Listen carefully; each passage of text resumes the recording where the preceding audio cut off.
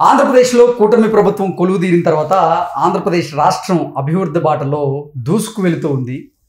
ఎన్నో కార్పొరేట్ కంపెనీలు ఆంధ్రప్రదేశ్లో పెట్టుబడులు పెట్టేందుకు సిద్ధమవుతూ ఉన్నాయి, క్యూ కడుతూ ఉన్నాయి. అందులో భాగంగానే ప్రముఖ హెలికాప్టర్ల తయారీ కంపెనీ ఇప్పుడు ఆంధ్రప్రదేశ్లో పెట్టుబడులు పెట్టేందుకు సిద్ధమవుతుందని, కొన్ని వేల కోట్ల రూపాయలు పెట్టుబడులు పెట్టేందుకు సిద్ధమైనట్లుగా, ఎంతోమందికి ఉపాధి అవకాశాలు దక్కబోతున్నట్లుగా వార్తలు వస్తున్నటువంటి నేపథ్యంలో అసలు ఏ కంపెనీ ఇప్పుడు ఆంధ్రప్రదేశ్లో పెట్టుబడులు పెట్టేందుకు సిద్ధమైంది, ఎన్ని వేల కోట్ల రూపాయలు పెట్టుబడులు పెట్టేందుకు సిద్ధమైంది, దాని ద్వారా ఎంతమందికి ఉపాధి దక్కబోతుంది, అసలు ఏ ప్రాంతంలో ఈ హెలికాప్టర్ తయారు చేసేటువంటి ఈ కంపెనీని ఏర్పాటు చేయబోతున్నారనేది మనం విశ్లేషణ చేసుకునేటువంటి ప్రయత్నం చేద్దాం. ప్రస్తుతం మనతో పాటున్నారు ప్రముఖ రాజకీయ విశ్లేషకులు, ప్రముఖ సీనియర్ జర్నలిస్ట్ దుర్గా వడ్లమణి గారు. వారితో మాట్లాడదాం.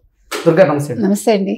ఆంధ్రప్రదేశ్లో పెట్టుబడులు పెట్టేందుకు కొన్ని కార్పొరేట్ కంపెనీలు క్యూ కడుతున్నాయి. అందులో భాగంగానే హెలికాప్టర్ల తయారీ చేసేటువంటి ఒక కంపెనీ ఇప్పుడు ఆంధ్రప్రదేశ్లో పెట్టుబడులు పెట్టేందుకు సిద్ధమైందన్నట్లుగా, ఆంధ్రప్రదేశ్లో ఒక ప్లాంట్ని ఏర్పాటు చేసేందుకు ప్రణాళికలు సిద్ధం చేస్తున్నట్లుగా, కొన్ని వేల కోట్ల రూపాయలు పెట్టుబడి పెట్టబోతున్నట్లుగా, దాని ద్వారా కొన్ని వేల మందికి ఉపాధి అవకాశాలు దక్కబోతున్నట్లుగా కొన్ని వార్తలు వస్తూ ఉన్నాయి. ఏంటి మేడం, ఏ కంపెనీ ఇప్పుడు ఆంధ్రప్రదేశ్లో పెట్టుబడులు పెట్టేందుకు సిద్ధమైంది, ఎంత పెద్ద మొత్తంలో పెట్టుబడులు పెట్టబోతుంది, ఎక్కడ ప్లాంట్ని ఏర్పాటు చేయబోతుంది, ఎంతమందికి ఉపాధి దక్కబోతుంది అంటే ఏం చెప్తారు? ఇది ఫ్రాన్స్కి చెందిందండి. అంటే ఎయిర్ బస్ అంటారు కదా, హెలికాప్టర్ల తయారీ సంస్థ. అది H125. దీనివల్ల ఏంటంటే మనకి ఒక్కసారికి అంటే దీని గంటకి 289 కిలోమీటర్ల వేగంతో వెళ్తుంది. ఇప్పుడు ఈ సరిహద్దు పహారా లేకపోతే విపత్తుల సమయంలో లేదు, ఇప్పుడు మనకి బాగా పర్యాటకం కూడా విస్తరిస్తోంది కాబట్టి పర్యాటక రంగానికి సంబంధించి కూడా ఈ హెలికాప్టర్లు వాడుకోవచ్చు. సో దీనికోసం మీరు అన్నట్టుగా వేల కోట్ల అవుతాయి, లక్షల్లోనే ఉండొచ్చు, మనకు తెలియదు. 50,000 కోట్ల, 1,00,000 కోట్ల ఇంకా ఒక అంచనాకి రాలేదు. దీన్ని అయితే ఇప్పుడు యాక్చువల్గా కర్ణాటక, ఉత్తరప్రదేశ్, గుజరాత్, ఆంధ్రప్రదేశ్ ఈ 4 రాష్ట్రాలు పోటీ పడుతున్నాయి. ఆ కంపెనీ మాత్రం ఆంధ్రప్రదేశ్ వైపే మొగ్గు చూపుతోందని తెలుస్తుంది. ఎందుకంటే ఆల్రెడీ మన కియా వస్తుంది అనంతపురం దగ్గర. సో ఇప్పుడు అనంతపురం దగ్గరే భూములు చూడమని, అంటే ఆ రాయలసీమలో అక్కడ దీనికి అనువుగా ఎక్కడ స్థలాలు ఉన్నాయి, ఎక్కడ మనం వాళ్ళకి ఇవ్వగలం, అంటే కొన్ని వేల ఎకరాలు ఇవ్వగలగాలి కదా. మీకు ఈ రోజు చూసుకుంటే కనుకైతే మనకి భూమి దొరికేది ఒక ఏపీలోనే.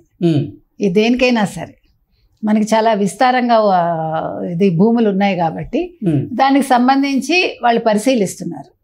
అయితే దీనికోసం 4 రాష్ట్రాలు పోటీ పడుతున్నప్పటికీ ఇప్పుడు ఆ కంపెనీ చంద్రబాబు గారికి ఉన్నటువంటి క్రెడిబిలిటీని చూసి ఆంధ్రప్రదేశ్లో భారీ ఎత్తున పెట్టుబడులు పెట్టేందుకు సిద్ధమైనట్లు కొన్ని వార్తలు వస్తున్నాయి.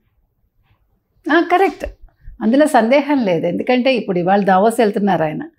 దావోస్లో కూడా ఆయన ఎన్నో మాట్లాడబోతున్నారు, మన ఏపీ గురించి చెప్పబోతున్నారు, ఏపీకి చాలా కంపెనీలు తీసుకురావాలని అనుకుంటున్నారు, పెద్దలతో సమావేశం అవ్వాలి, సీఈఓలతో ఆలోచిస్తున్నారు. ఇవన్నీ జరుగుతున్నాయి. ఈరోజు ఒకప్పుడు దావోస్ అంటే మనం జగన్మోహన్ రెడ్డి హయాంలో మాట్లాడుతున్నాం. అది చాలా దూరమైన ఇదే మనకి. అంటే దావోస్ అంటే మనకి కాదు, అది మనకి చెందింది కాదు అన్నట్టుగా ఉండేది. అంతకుముందు దావోస్ అంటే చంద్రబాబు. మళ్ళీ ఇప్పుడు తెలుగుదేశం కూటమి వచ్చాక అఫ్కోర్స్ దావోస్ అంటే చంద్రబాబే. సో చంద్రబాబుకు ఉండే క్రెడిబిలిటీ అన్నారు, మీరు కరెక్ట్గా చెప్పారు. చంద్రబాబుని చూసే ఇవాళ కంపెనీలు వస్తున్నాయి, ఆంధ్రప్రదేశ్ పొటెన్షియాలిటీ చూసే వస్తున్నాయి.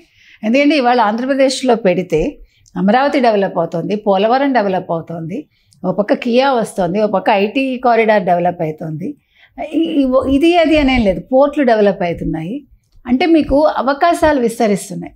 పోర్ట్లు కూడా కడుతున్నారు, ఎయిర్పోర్ట్స్ కూడా కడుతున్నారు, అంటే కొత్తవి ప్రపోజల్స్ ఉన్నాయి, ఇంకా 5ో 6ో మనకి.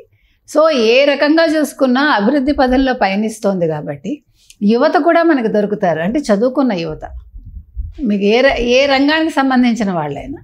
సో మీరు అన్నట్టుగా ఉపాధి దొరుకుతుంది, అక్కడ ఒక కొత్త కంపెనీ వస్తుంది, 10 మందికి ఉద్యోగాలు వస్తాయి, అన్ని రకాలుగా ఆంధ్రప్రదేశ్ కావచ్చు, లేకపోతే ఆ పర్టికులర్ ప్రాంతం అభివృద్ధి చెందుతుంది. ఇప్పుడు రాయలసీమ వెనుకబడిన జిల్లా అని ఒకప్పుడు అనుకున్న దానికి వ్యతిరేకంగా రాయలసీమ టాప్లో నిలుస్తుందేమో ఎవరికి తెలుసు. ఇప్పుడు ఈ కంపెనీలన్నీ వచ్చి యువతకు ఉద్యోగ అవకాశాలు వచ్చి అక్కడ లోకల్గా ఉండే వాళ్ళకు కూడా ఎన్నో అవకాశాలు వస్తాయి కదండి. ఇప్పుడు ఒక కంపెనీ వచ్చిందంటే మీకు ట్రాన్స్పోర్ట్ పెరుగుతుంది, ఆహారం పెరుగుతుంది, అంటే హోటల్స్ పెరుగుతాయి, తర్వాత మీకు రెస్టారెంట్స్ పెరుగుతాయి. దీనివల్ల కొంతమందికి అంటే కనీసం 100 మందికి 1000 మందికి ఉద్యోగాలు వస్తాయిగా, పనులు దొరుకుతాయిగా. సో అందరూ కూడా రిచ్ అవ్వడానికి అవకాశం ఉంటుంది. ఇంతకాలం గోదావరి జిల్లాలో లేకపోతే కృష్ణా గుంటూరు కాకుండా అటు వైజాగ్ కాకుండా ఈరోజు రాయలసీమ అభివృద్ధి చెందిందంటే అంటే ఆంధ్రప్రదేశ్లో ఉన్నటువంటి ఎన్నో జిల్లాల నుంచి కూడా ఇప్పుడు అంటే అమరావతి వైపు లేదా విజయవాడ వైపు లేదా హైదరాబాద్ వైపు ఎంతోమంది అంటే ఉపాధి కోసం తరలి వస్తున్నటువంటి నేపథ్యంలో అక్కడే కనుక కొన్ని ఫ్యాక్టరీలు కనుక పడితే వారందరూ కూడా అక్కడే ఉపాధిని పొందేటువంటి అవకాశం ఉంటుంది కదా. ఖచ్చితంగా కరోసీమ కాస్త అందరికీ అంటే ఏమనాలి కడుపు నింపే సీమగా మారుతుంది. అంటే రాయలసీమని రత్నాల సీమ చేస్తానంటూ కూడా మొన్న కూడా చంద్రబాబు గారు మాట ఇచ్చారు. కరెక్ట్. అంటే ఒకప్పుడు శ్రీకృష్ణదేవరాయల హయాంలో మనందరికీ తెలుసు రత్నాలు వీధుల్లో రాసులు పోసి అమ్మేవాళ్ళని.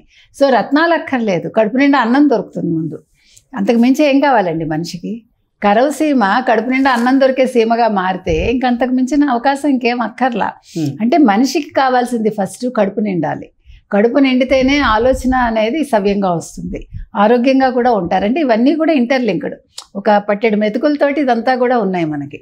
కాబట్టి ఇవాళ ఇన్ని రకాలుగా ఈ ఎయిర్ బస్ నిజంగా వస్తే కనుకైతే మనకి ట్రాఫిక్ సమస్య కూడా నియంత్రించవచ్చు. అంటే మనకి ప్రయాణానికి అనుకూలంగా ఉండొచ్చు. మనకు తెలియదు హెలికాప్టర్స్ పెరిగితే అంటే ఈ ఎయిర్ బస్సులను కనుక మామూలు ప్రయాణాలకు కూడా వినియోగించుకునే స్థాయికి చాలామంది ఉంటారు కదా గొప్పవాళ్ళు. They can utilise that. అంటే కొంచెం రీజనబుల్ ప్రైసెస్లో ఉంటే అంటే దగ్గర ప్రదేశాలకు వెళ్ళటానికి ఇన్స్టెడ్ ఆఫ్ యూజింగ్ ఇది కార్లో లేకపోతే ట్రైన్స్ ఇవన్నీ కాకుండా ఈ సౌకర్యం వచ్చింది అనుకోండి, కొంచెం ట్రాఫిక్ నియంత్రణ కూడా జరుగుతుంది.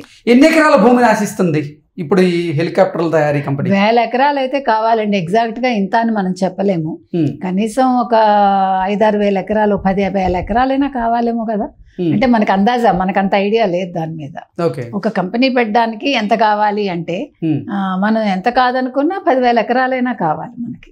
ఇప్పుడు విశాఖ స్టీల్ ప్లాంట్కి మనకి మనం ఎంత చెప్పుకున్నాము, 12 ప్లస్ అదొక 9,000, 22,000 దాకా ఉంది. సో పోనీ దీనికి ఎంత చూసుకున్నా ఒక 10,000 ఎకరాలు అవసరం ఉంటుంది ఎంత కాదనుకున్నా. అంటే మినిమంలో మినిమం మనం మాట్లాడుతున్నాం, ఇంకా ఎక్కువే కావాల్సి ఉండొచ్చు, మనకి తెలియదు. ఏది ఏమైనా కూడా ఇవాళ ఒక మంచి పనికి శ్రీకారం చుట్టబోతున్నారండి. నిజంగా ఫ్రాన్స్ కంపెనీ కనుక ఆంధ్రప్రదేశ్కి వస్తే వాళ్ళు నక్కతోక తొక్కినట్టే, ఆంధ్రప్రదేశ్ కూడా అభివృద్ధి పదంలో పయనించినట్టే. ఓకే, ఏంటి అసలు ఎన్ని వేల కోట్ల రూపాయల పెట్టుబడి పెట్టేందుకు సిద్ధమైంది ఈ కంపెనీ అంటే ఏం చెప్తారు? అది లక్షల కోట్లు అంటున్నారండి, ఎగ్జాక్ట్గా తెలియదు మనకి ఇంకా. అది అంటే అంత దూరం రాలేదు. ఒకసారి ఎంఓయూలు అవన్నీ అయ్యాక ఇవన్నీ కూడా వివరాలు మనకు బయటకు వస్తాయి. సో ముందు వాళ్ళు టెంటేటివ్గా వాళ్ళు మేము వస్తాము అని ఒక మాట కనుక చెప్పగలిగితే మిగతావన్నీ ఆటోమేటిక్గా ఫాస్ట్గా జరిగిపోతాయి. ఓకే.